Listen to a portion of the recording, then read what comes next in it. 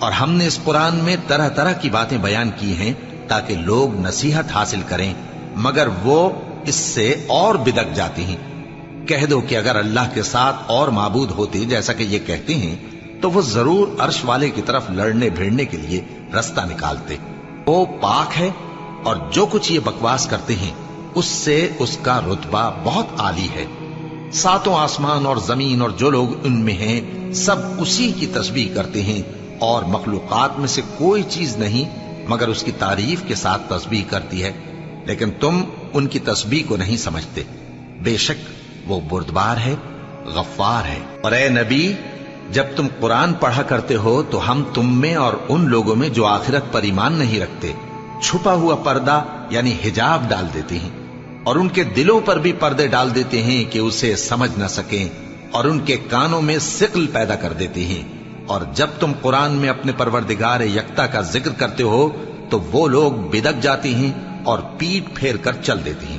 یہ لوگ جب تمہاری طرف کان لگاتے ہیں تو جس نیت سے یہ سنتے ہیں ہم اسے خوب جانتے ہیں، اور جب یہ سرگوشیاں کرتے ہیں یعنی جب ظالم کہتے ہیں کہ تم تو ایک ایسے شخص کی پیروی کرتے ہو جس پر جادو کیا گیا ہے، دیکھو انہوں نے کس کس طرح کی تمہارے بارے میں باتیں بنائی ہیں، سو یہ گمراہ ہو رہے ہیں اور رستہ نہیں پا سکتے۔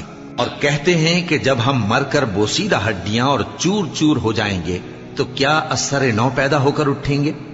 کہہ دو کہ خواہ تم پتھر ہو جاؤ یا لوہا یا کوئی اور چیز جو تمہارے نزدیک پتھر اور لوہے سے بھی زیادہ سخت ہو، جھٹ کہیں گے کہ بھلا ہمیں دوبارہ کون جلائے گا؟ کہہ دو کہ وہی جس نے تم کو پہلی بار پیدا کیا تو تعجب سے تمہارے آگے سر ہلائیں گے اور پوچھیں گے کہ ایسا کب ہوگا؟ کہہ دو امید ہے کہ جلد ہوگا۔ جس دن وہ تمہیں پکارے گا تو تم اس کی تعریف کے ساتھ جواب دو گے اور خیال کرو گے کہ تم دنیا میں بہت کم مدت رہے۔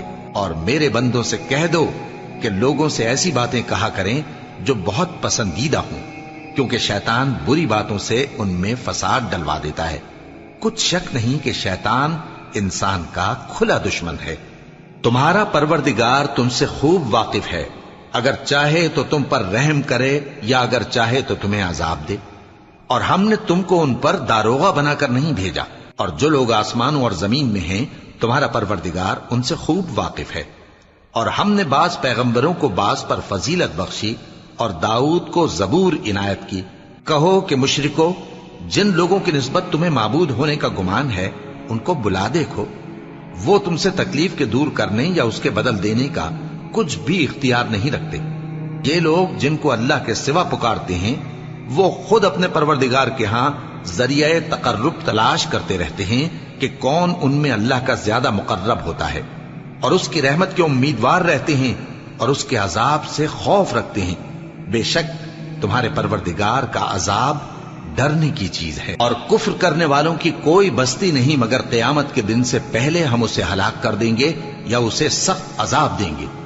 یہ کتاب یعنی تقدیر میں لکھا جا چکا ہے، اور ہم نے نشانیاں بھیجنی اس لیے موقوف کر دی کہ پہلے لوگوں نے اس کی تکذیب کی تھی، اور ہم نے سمود کو اونٹنی نبوت صالح کی کھلی نشانی دی تو انہوں نے اس پر ظلم کیا، اور ہم جو نشانیاں بھیجا کرتے ہیں تو ڈرانے کو۔